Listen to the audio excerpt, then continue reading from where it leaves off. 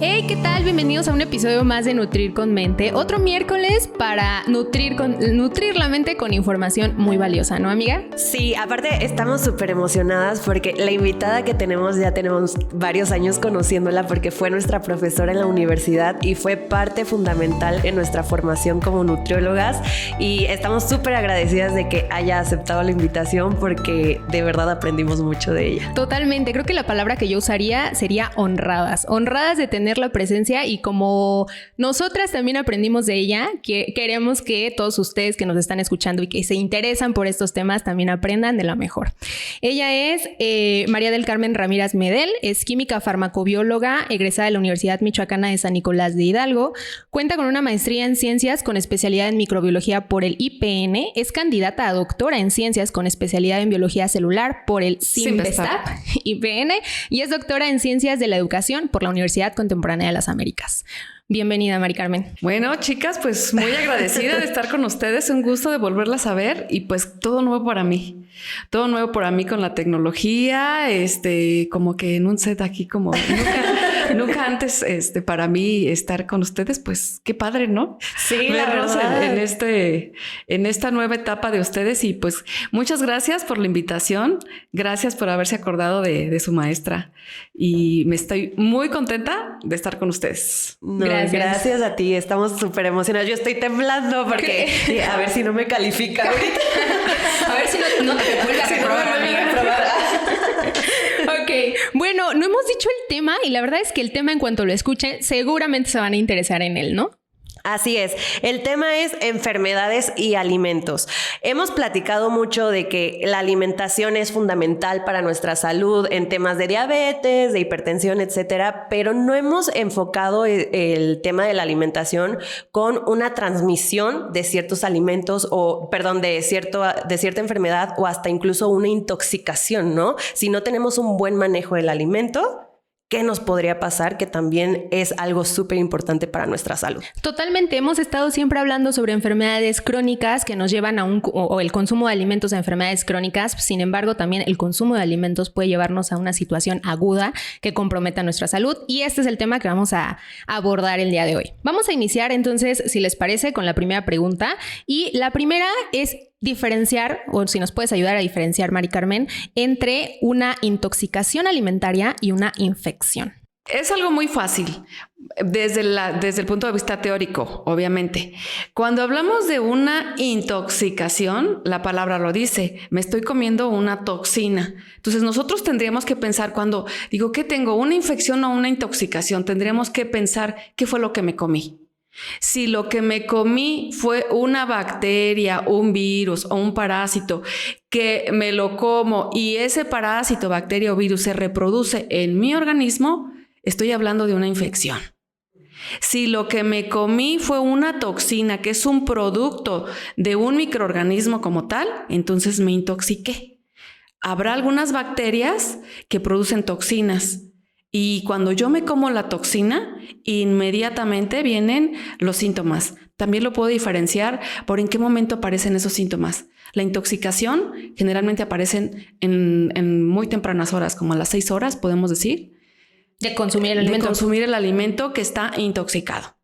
¿Sí? Entonces los microorganismos producen toxinas, y si me como el alimento con las toxinas, entonces estoy hablando de una intoxicación. Entonces relativamente es sencillo de identificar, o sea, la toxina ya va a estar en el alimento antes de consumirlo. Exacto. Por ejemplo, podemos decir algunos de lo más común cuando hablamos de pasteles, por ejemplo. Si el pastel fue muy manipulado, nosotros tenemos bacterias en las manos, y podemos decir que hay algunas bacterias que para nosotros forman parte de la flora normal. Pero si esas bacterias y el que está manipulando el alimento tiene por ahí alguna herida que trae alguna bacteria, y él manipuló el alimento, y entonces la bacteria le dimos todas las condiciones para que se pudiera reproducir en el alimento y empezar a producir las toxinas, pues entonces nosotros nos comemos las toxinas, como en el pastel. Yo siempre, cuando tenía hijos pequeños, cuidaba de que el pastel no se asoleara, porque era Así ¿Y por qué asolearse? Esa es una pues buena porque pregunta. le estamos dando la temperatura ideal a las bacterias. Para que crezcan. Para que crezcan. Las bacterias patógenas crecen a nuestra temperatura, a 37 grados centígrados. Imagínate que tú le pongas a las bacterias el solecito. No, pues aquello. Bien a gusto. Y además a gusto porque tienen todos los nutrientes que necesitan para reproducirse. En el mismo pastel. En el mismo pastel. Y así en algunos otros alimentos, ¿no? No solamente en el pastel. El pastel ahorita se me ocurrió como fácil.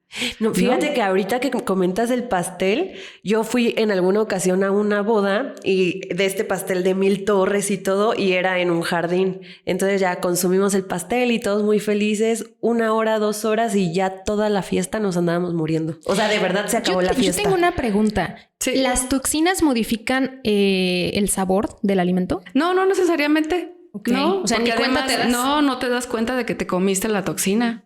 No, es muy rápido. Entonces, por ejemplo, no sé, también a mí en alguna ocasión me pasó de que fuimos en no sé, de por allá en una cabaña y que luego, pues, si en la noche, que si la fogata y todo, y el pastel estaba a un lado de la fogata. Entonces, ese calorcito, pues la temperatura, y luego ya comimos pastel y al día siguiente, pues todo el mundo con diarrea. ¿No? ¿Por qué? Pues por las toxinas. Pero es la intoxicación es como más rápido e inmediatamente pues dices, sí, te da vómito, te da diarrea, pero pues puedes tener así como que si no fue tan grave, pues con que estés ahí tomando tu suerito oral y todo, ya le hiciste. Y supongo que los síntomas, bueno, no sé. Ay, es que me vas a regañar porque hace como 10 años que no, como 5. No, sí fueron 10. Ay, no. No, chicos, porque luego van a sacar las cuentas. Sí, no. No. Okay. Hace 2 años, ya hasta se me olvidó la pregunta. Sí, los síntomas van a depender de cuántas toxinas consumimos o con una sola toxina o con una pequeña porción del alimento. No, sí depende de la cantidad de toxina. Claro que depende. Acuérdense que por ahí hablamos de una, para que te puedas, digamos, si hablamos también de infección, hay una triada que decíamos, ¿de qué depende de que aparezca la infección o la intoxicación? De las características del huésped. Si yo soy alguien muy sano, es difícil, ¿no?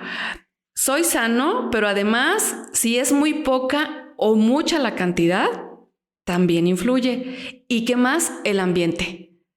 Entonces, por ejemplo, si ahorita ya hablamos de que el pastel le dio todo y si yo soy una persona que no me alimento muy bien, que soy una inmunodeprimida, pero además comí muchas toxinas, pues obviamente me va a ir súper mal. ¿Por qué decimos, por qué yo me enfermo y por qué el otro no si comimos lo mismo y a él no le fue mal? Pues porque seguramente o él está más sano que yo, sus defensas son mejores que las mías o comió menos que yo. Ahora todo hace sentido. Entonces, sí tenemos que hablar de cantidades, por supuesto, pero también tenemos que hablar de características del organismo, de cada organismo responde diferente. Y es muy clásico que en familia digamos, no, X alimento no fue porque todos comimos, ¿no? Exacto. Y a mí se me hizo daño y a ti no. Sí, es cierto. Y sí pudo haber sido eso. Claro, pero hablamos de organismos diferentes. Tu inmunidad es diferente a la mía, mi respuesta es diferente a la tuya.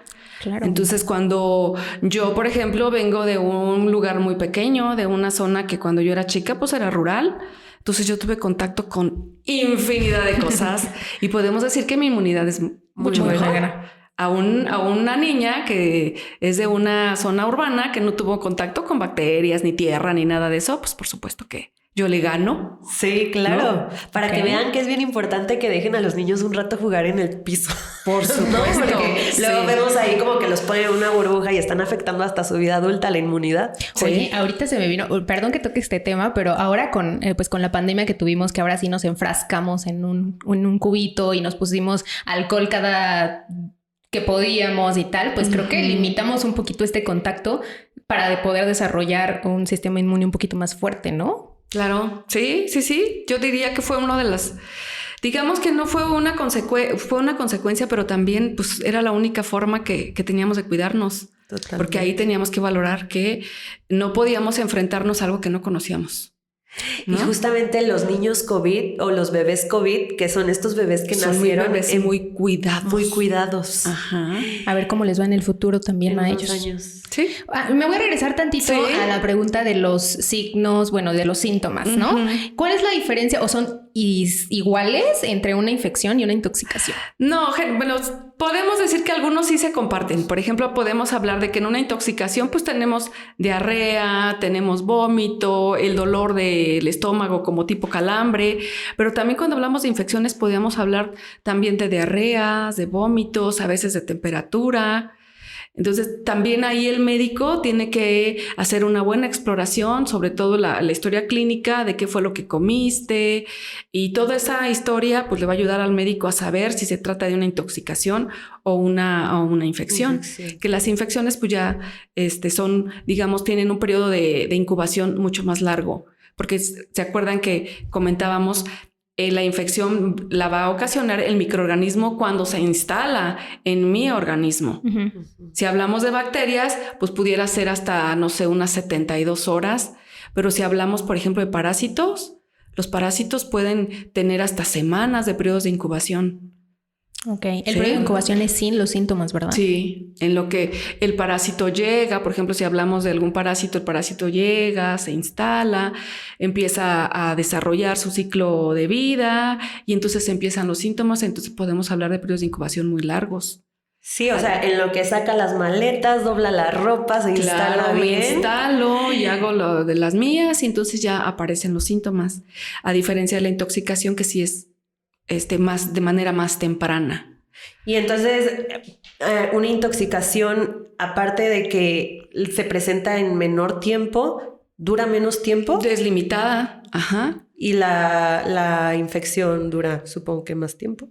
Sí, ahí sí tendríamos que hablar. Por ejemplo, el médico tendría que valorar si en una intoxicación tendría que dar un antibiótico o en una infección sí, forzosamente se tendría que dar un tratamiento, ¿no? Si le mandan a hacer algún estudio de laboratorio y si demuestran que ahí está la bacteria, pues habrá que dar un tratamiento. Sí. Ok, perfecto. Bueno, pues tenemos aquí de nuestras clases, nos acordamos de algunos microorganismos específicos que causan ciertas enfermedades que nos gustaría que la gente que nos está escuchando conociera.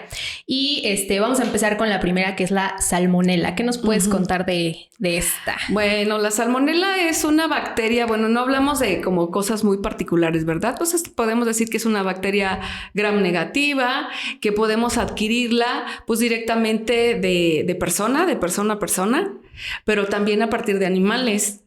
Entonces, de persona a persona, ¿por qué? Pues por el manipuleo de cuando las personas van al baño y no se lavan las manos y luego manipulo el alimento.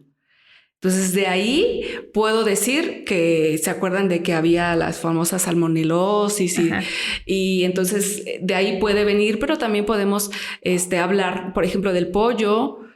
Podemos también buscar salmonela cuando no se lava bien el pollo. Entonces también podemos hablar de animales, ¿no? Pero siempre que hablamos de bacterias, siempre tenemos que tratar de cocer bien la carne y de lavarnos las manos, de evitar esta contaminación cruzada cuando estamos haciendo de comer. ¿A qué le llamo contaminación cruzada? A que si yo llego del mercado y empiezo voy a hacer una ensalada. Y entonces empiezo con la ensalada y luego la misma tablita la voy a utilizar para partir la carne. No, pues ahí ya no. Entonces tengo que utilizar mis tablitas para la carne, mis tablitas para la ensalada y estarme lavando constantemente las manos. Eso es bien importante. Sí, porque justo tal vez nos podemos enfocar en las tablitas, pero ¿de qué te sirve que cambien las tablitas si tomaste el pollo y después tomaste la lechuga, ¿no? Exacto. Entonces... Y luego cuando nosotros vemos, por ejemplo, si vas al mercado y lo observas, los que venden el pollo, híjole, o sea, tienen un trapo que generalmente limpian todo con ese trapo. Y entonces le quitan todo al pollo y le meten el trapo a la panza del pollo para limpiarle todo y así te lo llevas a tu casa. Y entonces nosotros llegamos y no lo lavamos y ya lo congelamos y luego que lo sacas y lo vuelves a congelar entonces también hay que tener mucho cuidado con eso. Me acabo de recordar las clases de nos mandó al súper y al mercado. Espera, del trauma que tuvimos durante la materia que nos daba Mari Carmen, de no querer comer pollo, de no querer comer carne por esta situación y de lavarse todo el tiempo las manos y cocinar lo más higiénicamente posible. Esperemos que este episodio les sirva también para que ustedes hagan esa reflexión. Pero justamente esto del trapo, desde las clases que tuvimos, a mí me causa un chorro de conflicto y también no sé si ustedes se han fijado de que les reciben el dinero así. Claro, yo digo, ay no, ya me voy a enfermar. Y además pues todas las bacterias, ¿no? Que lleva el dinero y van de mano a mano y entonces ahora con nosotros del COVID pues ya aprendimos muchas cosas. Pero aquí lo importante pues es que nosotros lleguemos, lavemos nuestro pollo y si no lo vamos a cocinar inmediatamente pues hay que refrigerarlo y si no lo va a hacer pues no se lo voy a cocinar dentro de 3 días pues entonces mejor lo congelo. Ajá. Okay. ¿Y hay alguna situación especial? Porque siempre que hablamos de salmonela, al menos yo, como que viene a mi mente el pollo. ¿Por qué específicamente en el pollo? Porque podemos decir que la salmonela también se puede encontrar en la parte de la gallina, lo que le llaman la cloaca del pollo, de la gallina. Cloaca? Por donde sale el huevo. No sé exactamente. Yo no sé anatomía y fisiología de la gallina, pero creo que cauliflower por ahí, ¿no? Ajá. Okay. Y puede encontrarse por ahí Ok. Entonces también el huevo. ¿O no? Pues no necesariamente, fíjate. Yo no. Solo es como en el pollo. Sí. Okay. Pero también en algunos animales, como en la vaca, creo que también, sí. ¿Y la salmonela solamente causa salmonelosis? Perdón si mi pregunta es muy... Depende de las especies. Okay. Ajá. Por ejemplo, si tenemos las que más conocemos es las famosas Salmonella typhi y la enteritidis, ¿no? Que también enteritidis podemos hablar más como de una infección de, digamos que diarrea y cosas así de como un poco más leve. Y cuando hablamos de Salmonella typhi o la famosa fiebre tifoidea, que ya estamos hablando de cuando la bacteria llega a torrente sanguíneo. Es decir, nosotros nos comimos la salmonela y eso sí puede transmitirse de humano a humano. ¿Por qué? Pues porque la salmonela la traemos en sangre y podemos en las heces, cuando vamos al baño no se lavan las manos y entonces contaminamos los alimentos y podemos ahí ser portadores de salmonela. Entonces, cuando hablamos de fiebre tifoidea, sí podemos hablar de que la bacteria llega a torrente sanguíneo y puede estar ahí durante mucho tiempo. Entonces, por eso es que luego algunos pacientes tienen fiebre, aparte del dolor de estómago, el dolor de cabeza. La fiebre en algunas ocasiones puede ser nada más en la tarde. Y en algunos pacientes también pueden tener algunas ronchitas, sobre todo en el tronco, de color rosado. Pero eso es solamente en algunos pacientes. Okay, entonces la fiebre tifoidea también es por la salmonela. Sí, viene la especie de hecho es Salmonella typhi. ¿Se acuerdan de por ahí algunos estudios del laboratorio que les mandan a hacer busca de las famosas ahorita me acuerdo de las reacciones febriles, ¿se acuerdan? Sí, reacciones febriles. Entonces, búsqueda de anticuerpos contra Salmonella typhi, Salmonella paratyphi, y luego buscamos que si el O, el H, ¿de qué depende? Pues estamos buscando por ahí en el flagelo antígenos ya muy específicos para identificar exactamente la familia, ¿no? Pero nosotros ahí hay algún, digamos, como nosotros siempre estamos como en contacto con estas bacterias, pues no es algo tan, digamos que la mayoría de nosotros va a dar positivo, ¿no? Digamos, vamos a tener algunos, algunos niveles bajos, pero siempre positivos. Okay. Ajá. Justamente ahorita que platicamos esto de la fiebre tifoidea, recuerdo que, según yo, tuvo que haber sido en clases, vimos el caso de una señora que se llamaba María, que le nombraron María Tiffy, ¿no? Ajá, sí, porque creo que fue en Nueva York o algo así.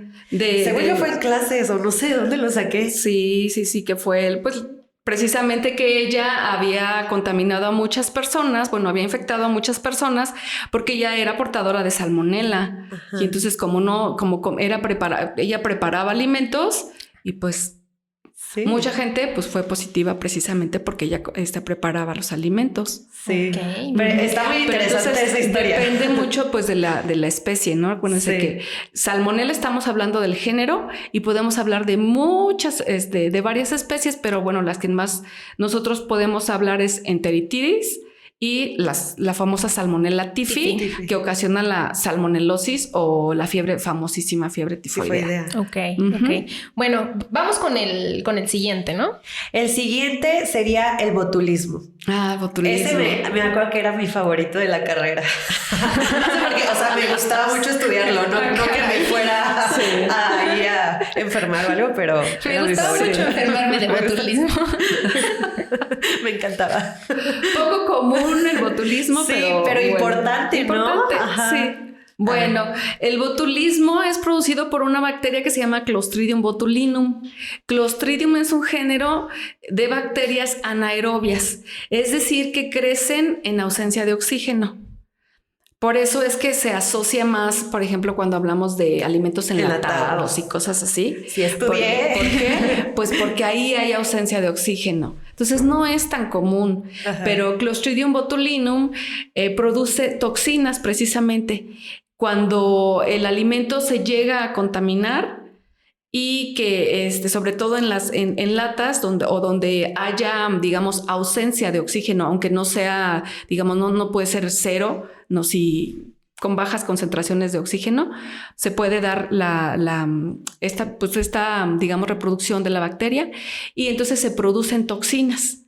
En el caso de Clostridium de botulinum, produce una toxina, una neurotoxina, que lo que hace es que si nosotros ahí sí nos comemos la toxina y lo que hace es causa una flacidez a nivel de músculos. Acuérdense que nosotros tenemos siempre digamos, el músculo se contrae y lo que hace esta toxina es que evita la contracción muscular. Entonces el paciente siempre está como en estado como letárgico, sin esta contracción muscular. Entonces pues tiene dificultad para tragar, se le cierran los ojos. ¿Por qué? Pues porque no hay esta contractura muscular y puede morir también pues de que no hay esta contracción hasta para la respiración, ¿no? Nosotros necesitamos la contractura para poder respirar de manera... ¿Y el corazón? Todo, ajá.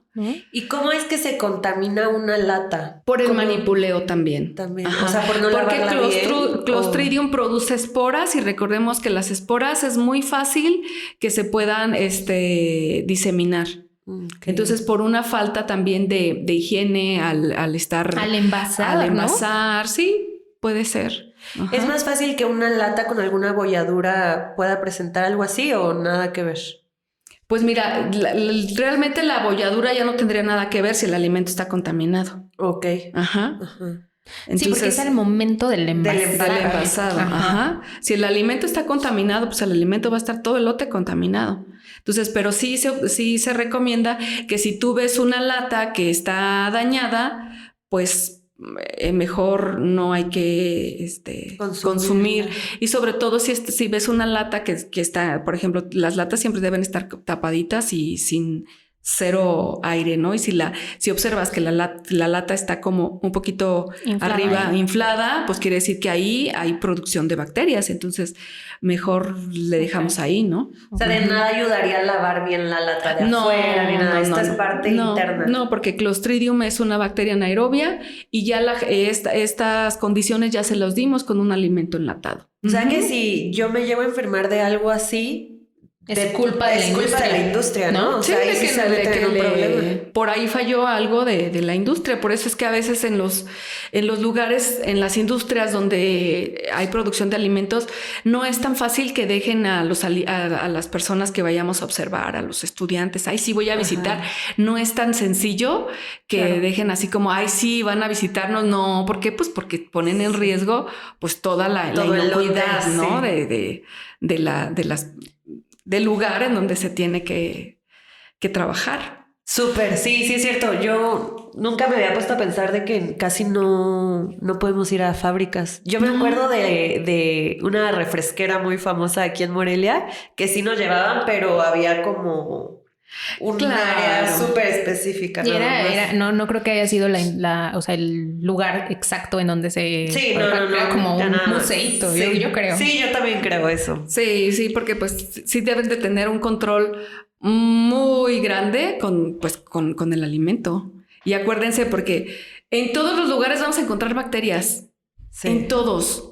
O sea, nosotros no somos, o sea, no hay ningún ambiente estéril. Ujú.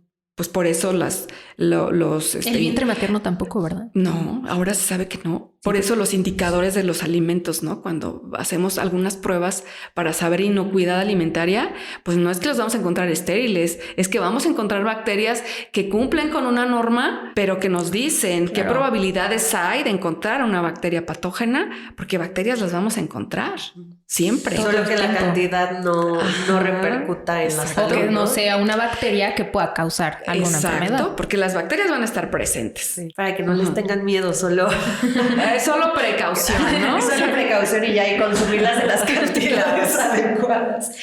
Otro que nos gustaría hablar es la Cisticercosis.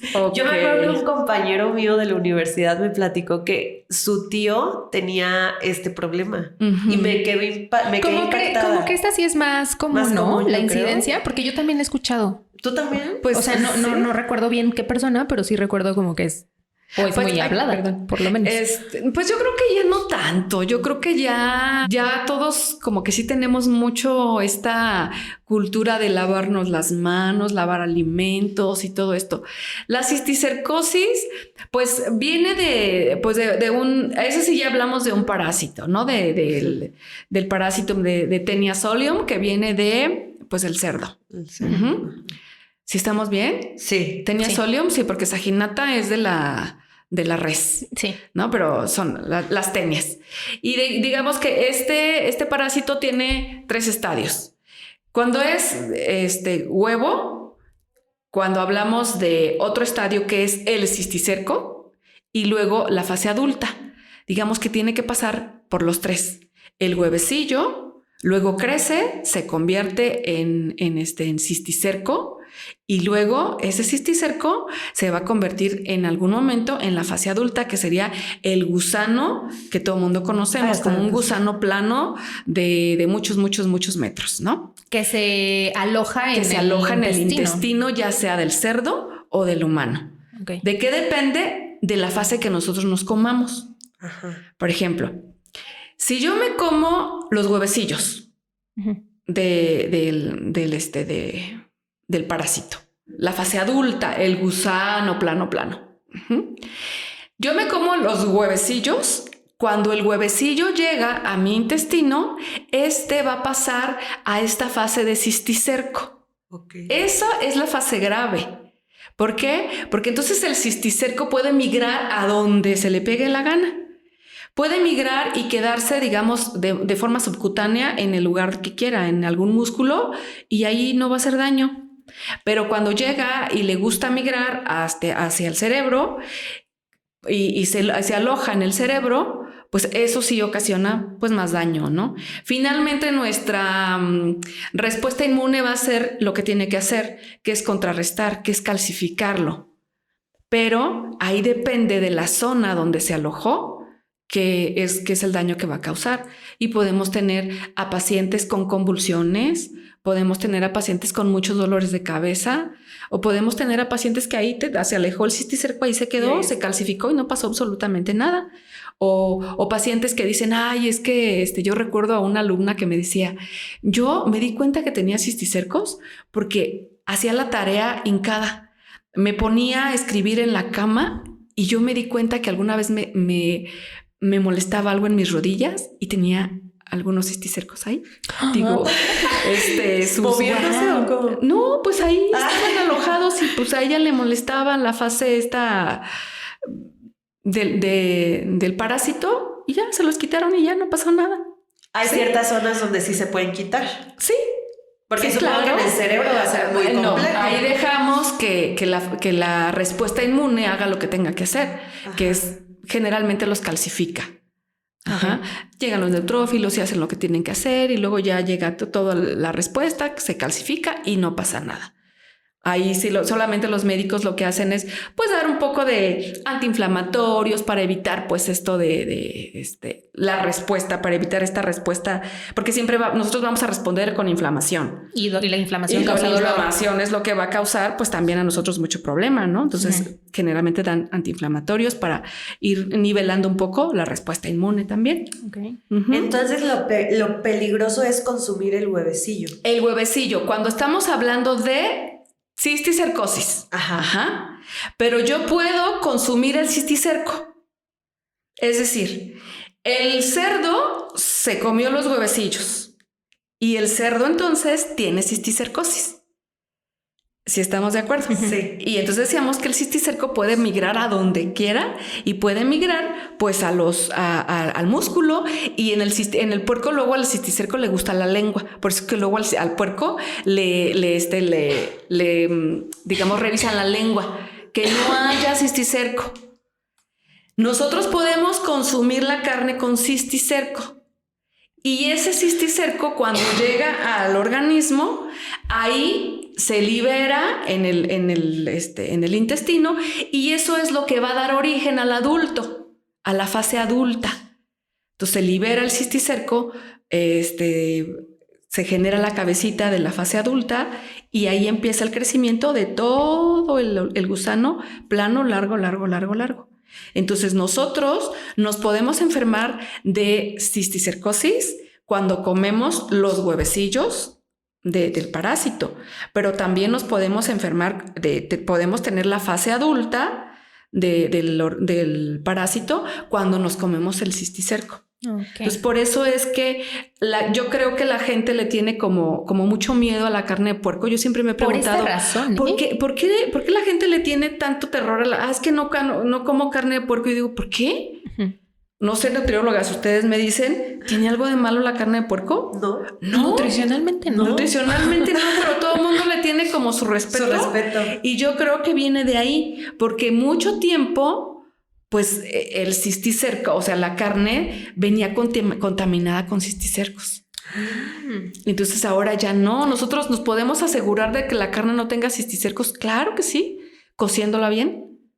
Si el puerco tiene cisticercosis y nosotros no nos dimos cuenta, pues bien la cocemos bien, no va a pasar absolutamente nada. Lo mismo con Tenias-saginata, ¿no? Que viene de la res y que es exactamente el mismo ciclo, solamente en el res. Pero la podemos cocer bien y no pasa absolutamente nada. Pero entonces me surgió una duda. ¿Los huevecillos, dónde los consumimos? No era el que podía hacer en verduras porque el agua, no, estoy bien. Sí, los huevecillos ¿de dónde vienen? Vienen son arrojados del adulto, de que una persona tiene digamos, el parásito adulto en su intestino. Y esta persona puede arrojar los huevecillos o los que le llaman los proglótidos, que son los fragmentos del parásito como tal. Entonces, esto puede contaminar el agua y nosotros podemos tomar agua contaminada. De ahí que también por mucho tiempo las fresas se asociaban también mucho a la cisticercosis. Es cierto. ¿Por qué? Porque las fresas decían, es que las fresas las riegan con aguas negras. Eran aguas contaminadas. Con las heces de los cerdos o las heces del humano. Y entonces si nosotros nos comemos los huevecillos del parásito, obviamente pues nos vamos vamos a tener el riesgo de en algún momento adquirir cisticercosis. Sí, el riesgo más fuerte, ¿no? Que decías huevecillo y empieza el cisticerco y dices, bueno, si se queda el cisticerco por ahí en algún músculo donde no me haga daño, ya pues está bien. Pero si se va al cerebro y si se va allá, y pues sí, ahí tenemos problemas, ¿no? Okay. Pero bueno, se resume todo en cocer bien la carne. En cocer bien la carne y en lavarme bien las manos. En eso se resume todo. Okay. O sea, si yo tengo una buena higiene, pues no pasa absolutamente nada. Y en el caso de las fresas, ya yo bien asustada porque me gustan mucho. Ya me acordé porque sí me gustaba mucho la materia, pero me traumó. Sí, es lo que yo decía. En las fresas ¿Actualmente se sigue viendo esto? No, porque ya se ha regulado mucho. De hecho, si ustedes cuando compran sus fresas, les dice regado con agua de pozo profundo. Sí, he visto eso. Es como asegurándose de que no son regadas con aguas negras, o aguas de... O sea, cuando dice, y todo ahí tiene la ley, regado con agua de pozo profundo. Pero bueno, para nosotros asegurarnos, pues siempre hay que desinfectar. Sí, claro. Nunca está de más. Y cuando vayan al mercado y dicen, prueba la fresa, está muy dulce. No.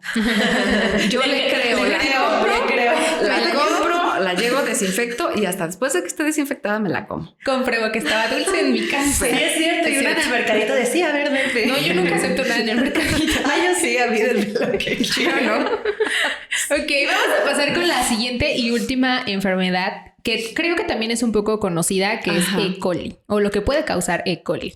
Escherichia coli, sí, una bacteria también. Bueno, y ahí tenemos Escherichia coli, pues es una bacteria gram negativa, de intestino también, que para nosotros los mexicanos, pues, híjole, pues estamos muy familiarizados con la Escherichia coli, ¿verdad? ¿No? También hay muchas especies de Escherichia coli que pueden ocasionarnos, infecciones, ¿no? Podemos hablar de Escherichia coli enteropatógena, enterohemorrágica. ¿Qué otras? Hay otras dos que ahorita... Ya ven, ya hasta se me olvidaron. Enterotoxiquénica, dependiendo de la especie. Y bueno, nosotros, como buenos comedores de tacos y cosas de esas, pues no nos pasa absolutamente nada. Está muy asociada a la famosa diarrea del viajero, porque todos los extranjeros que vienen, ellos no están acostumbrados a todo lo que nosotros comemos. Escherichia coli está en todos los lugares de nosotros sabidos y por haber. ¿No? Yo tenía por allá un profesor en la maestría allá en México que decía, si Escherichia coli fuera fluorescente, nosotros no necesitaríamos alumbrado público. O sea, Escherichia coli está en todos los lugares. O sea, en primera, pues es una bacteria de nuestro intestino. Y obviamente cuando estamos muy acostumbrados a eso y asociada a la fama, los gringos, por eso decíamos que, pues pobrecitos, ¿no? O sea, se vienen y lo primero que comen son tacos en la calle y se enferman de diarrea y generalmente es Escherichia coli. Y también a nosotras, a las mujeres nos puede dar también algunas otras infecciones, como por ejemplo las infecciones urinarias también. Eso es importante. ¿Y de dónde viene Escherichia coli? Del intestino. ¿Y por qué? Pues porque también en las niñas, sobre todo las niñas pequeñas, que no se saben limpiar bien o también les da una infección urinaria. Pero Escherichia coli es de lo más común que en nuestra población en México. Las diarreas por infecciones por Escherichia coli son muy comunes, asociadas también a la falta de higiene en los alimentos. Dices, ¿de dónde? ¿Cómo llegó Escherichia coli al alimento? Por ejemplo, ahorita en febrero o en estos días que hemos tenido mucho viento. O sea, es clásico del polvo. Y dices, imagínense la cantidad de bacterias que lleva el polvo. No solamente nos comemos Escherichia coli, nos comemos todos los parásitos de la popó del perro, o sea, sí, de todo. Todo nos comemos. Sumándole a que hace un poquito de calor. Exacto. Wow. O por ejemplo, observen las salsas cuando compran sus tacos y se llevan su salsa y la salsa al día siguiente está inflada. Con burbujitas. Con burbujitas. ¿Por qué? Pues porque es un cultivo. O sea, la salsa ahí tiene todo para que crezca la bacteria. Y si no lavaron los jitomates, si no lavaron la cebolla, si no lavaron el cilantro, o sea, es un cultivo y tú lo ves y dices, por Dios, esa salsa está burbujeante. Sí. O sea, eso ya es un cultivo, o sea, eso es un cultivo de bacterias. No nos comamos eso. Y luego me urge que mis papás, espera, voy a hacer un paréntesis porque me urge que mis papás escuchen este capítulo. ¿Por qué? Porque ¿Por la salsa? Por las salsas, que yo de verdad soy fan de que ya tirarlas. O sea, no se comen ya tirarlas. Buen punto, ¿no? Sí. Pues ya. Buen punto, porque o déjalos, Fer, para que déjale su salsa en la bolsita. O en la bolsa. En la bolsita cerrada y van a ver que el día siguiente está inflada. ¿Por qué? Por la cantidad de gas, producto del metabolismo de las bacterias que están ahí. Y aparte, súmale que el trastecito de salsa siempre está a un lado del comal de los tacos. Exacto. O sea, la temperatura. O cuando nosotros vamos... Por ejemplo, cuando nosotros vamos, nos servimos, o sea, en ese momento nos comemos los tacos y tal... ¿Por qué no es tan fácil que nos enfermemos? O sea, si ahí está E. coli o alguna otra bacteria. Sí, porque nosotros ya tenemos anticuerpos, Fer, tenemos una gran cantidad de anticuerpos que dices, bueno, sí, pero también acuérdate de la cantidad que vamos a comer. Ok. Sí, yo ya tengo anticuerpos contra todo.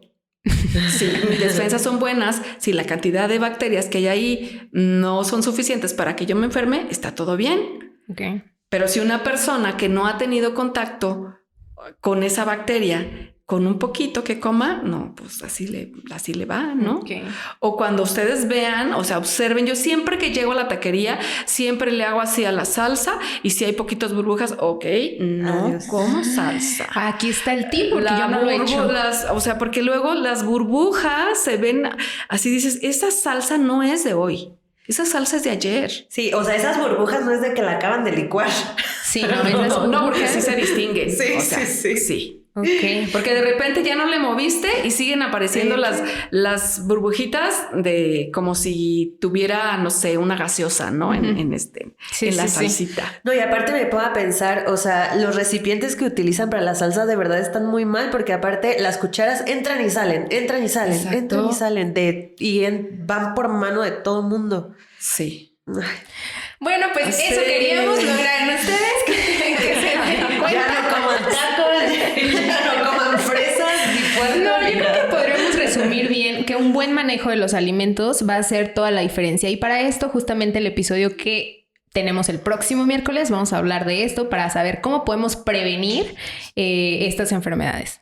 Que justamente como comentaba Mari Carmen, creo que la pandemia nos hizo reflexionar demasiado sobre la higiene de las manos, ¿no? Porque ahí era algo muchísimo más evidente, pero realmente este tipo de técnicas de higiene siempre deben de existir en todo momento, pandemia o no pandemia. Exacto. Entonces, pues sí, ahí hay que resumir en que siempre la higiene es lo más importante. En el lugar en donde comas, siempre hay que llegar, lavarse las manos. Y si yo sí recomiendo, si el lugar en donde yo veo desde que, veo que no está un lugar adecuado, yo no, porque acuérdense que no solamente son las bacterias de las que hablamos aquí, podemos hablar también de bacterias que son de otro tipo de parásitos que se transmiten a través de las pulgas de la rata, por ejemplo. Y entonces, cuando hablamos de lugares en donde nosotros vemos que están sucios, que mejor decimos no aquí, no, gracias. Aquí no gracias, ¿no? Okay. De hecho no recuerdo dónde vi, justamente ahora que fue la pandemia, que todos los meseros, las personas que preparaban alimentos, etcétera, tenían que utilizar cubrebocas. Eso debe de ser. Ya que se les quede por siempre. Yo también soy pero fan. a lo que iba es que disminuyó considerablemente justamente este tipo de enfermedades.